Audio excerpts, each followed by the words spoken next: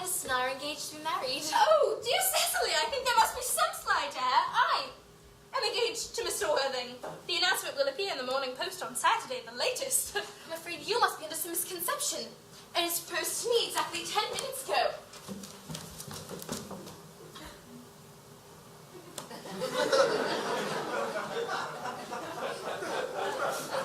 It is certainly very curious, for he asked me to be his wife yesterday afternoon at 5:30. If you care to verify the incident, pray do. I always carry a diary. One should always have something sensational to read on the train. Well, I'm sorry, dear Cecily, if I've caused you any disappointment, but I'm afraid that I have a prior claim. Here is Ernest. My own love, my own love. A moment. May I ask you, are you engaged to be married to this young lady? What young lady? Gwendolyn, good heavens! Yes, to good heavens, Gwendolyn. Of course, Gwendolyn. Of course not. What could put such an idea into your pretty little head? Thank you.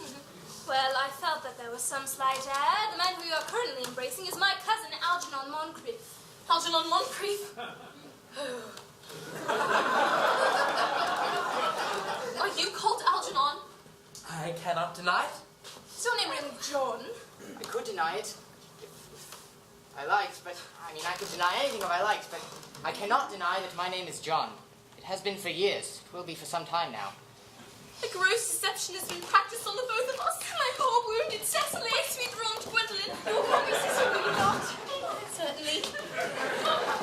There's just one question I would like to be allowed to ask my guardian. An admirable idea. Mr. Worthing, there's just one question we would like to put up to you. Where is your brother Ernest? We are both engaged to be married to your brother Ernest, so it is a matter of some importance to us to know where your brother Ernest is at present. Gwendolyn, Cecily, it is very painful for a man to suddenly be forced to speak the truth. I'm quite inexperienced in doing anything of the kind, and I'm really just flying blind here, but I will say quite frankly that I have no brother Ernest. I never had a brother. I don't intend to have a brother. No brother at all. None. Had you never a brother of any kind? Not even of any kind. It appears to me that we are engaged to be married to nobody. It is not a very pleasant position for a young girl to suddenly find herself in, is it? No, it is not. Let us go into the house. They will hardly venture to follow us there. Dear men are so cowardly, aren't they? In a moment of mental abstraction, one for which I can never forgive myself, I deposited the manuscript in the bassinet and placed the baby in the handbag. Yes, but where did you deposit the handbag? Oh, do not ask me, Mr. Worthing. This is a matter of no small importance to me, Miss Prism. I demand to know where you put the handbag. Oh, I deposited it in the cloakroom of one of the larger railway stations in London. Which station? Victoria, the Brighton line. Pray excuse me, everybody. Gwendolyn, wait here for me. I must retire to my chambers. If you're not too long, I'll wait for you my whole life. What do you think this means, Lady Bracknell? I need hardly tell you, Dr. Traspel, families of high position, strange coincidences are not supposed to occur. They're hardly considered a thing. Jack seems strangely agitated. Your guardian has a very emotional nature. I wish you would stop this loud noise at once. It sounds like he's having an argument. I hate arguments of any kind. They're always vulgar and often convincing. Stop now. I wish you would come to some conclusion. The suspense is terrible. I hope it lasts. Miss Prism, is this the handbag? Yes, this does seem to be mine. Merriman, please, do me a favor. Order the dog cart. Mr. Ernest has been suddenly called back to town.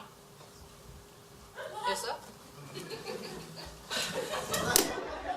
Be up a liar, you are, Jack. I've not been called up to town at all.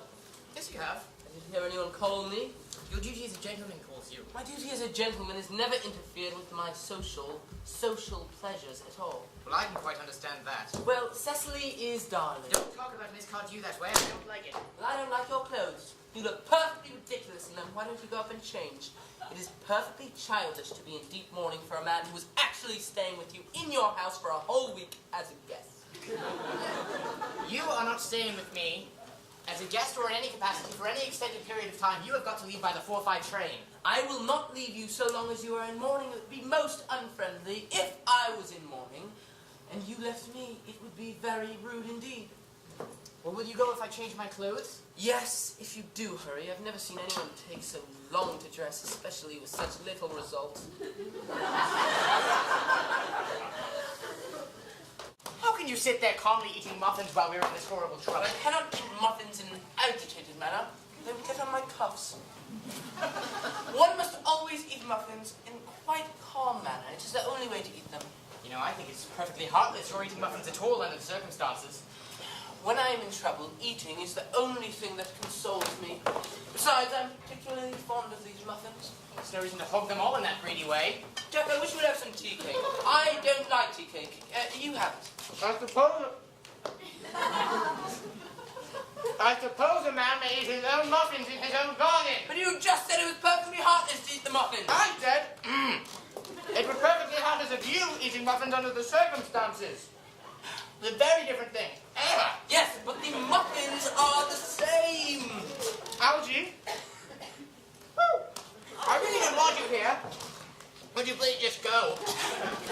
You cannot possibly ask me to go without having some dinner first. I never go without my dinner. Nobody ever does, except vegetarians and people like that.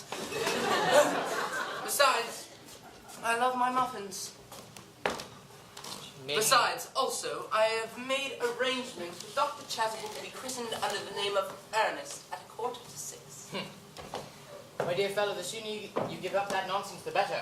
I myself made arrangements this morning with my good friend Dr. Chasuble to be christened at 5:30. Naturally, I will take the name of Earnest. We can't both be christened Earnest. That's absurd. Jack, give me those muffins. I'm particularly fond of them as I talk to you. Algie, I don't want you here. Why don't you just go? You cannot possibly ask me to go, as I said.